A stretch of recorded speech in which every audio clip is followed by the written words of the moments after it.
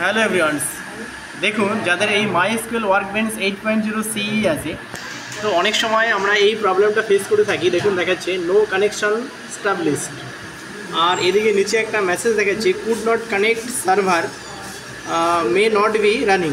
তো যদি কারোর এরকম প্রবলেম দেখায় তাহলে আমরা কী করব সেটা আজকে আমরা জানবো। দেখুন আমি এটাকে ক্লোজ করে দিলাম।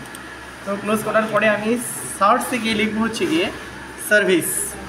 তো যদি আমরা সার্চে গিয়ে এখানে সার্ভিস লিখি, তো দেখুন এখানে সার্ভিসেস বলে অপশন আছে, এই যে সার্ভিসেস। তো আমরা সার্ভিসেসে ক্লিক করব। তো ক্লিক করলে পরে দেখবো এখানে প্রচুর সার্ভিসেস যেগুলো ব্যাকগ্রাউন্ডে অফ হয়ে আছে, সেই কারণে আমাদের কাজটা হচ্ছে না। তো আমরা স্ক্রল করে নিচের দিকে যাব, আর এখানে দেখবো কোথায় মাই লেখা আছে, মানে কি এম ক্যারেক্টার। তো দেখুন এই যে মাইএসকিউএল 84 যে অপশনটা দেখতে পাচ্ছি, এখানে আমরা রাইট ক্লিক করব।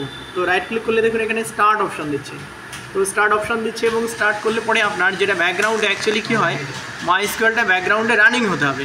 তো দেখুন এখানে একটু আগে রানিং অপশনটা ছিল না, তো আমি রানিং করে দিলাম। এইবার দেখিনি কি ক্লোজ করার পরে আরেকবার মাইএসকিউএল আমি ওপেন করছি। তো দেখবে এবার নো কানেকশন যেটা ছিল সেটা কী হলো সেটা একবার চেক করব।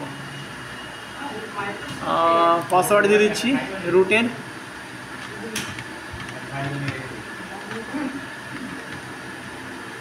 তাহলে দেখুন আমি রুট পাসওয়ার্ড দিয়ে দিয়েছি, একবার ওকে করি। তো ওকে করলেই বোঝা যাবে যে আমাদের কানেকশনটা নিয়েছে কিনা। দেখব একটু আগে কিন্তু এখানে নো কানেকশন ছিল। ঠিক আছে, থ্যাংক ইউ সবাইকে। যদি ভিডিওটি ভালো লাগে তো অবশ্যই চ্যানেলটিকে সাবস্ক্রাইব করে পাশের বেল আইকনটি প্রেস করে রাখবেন।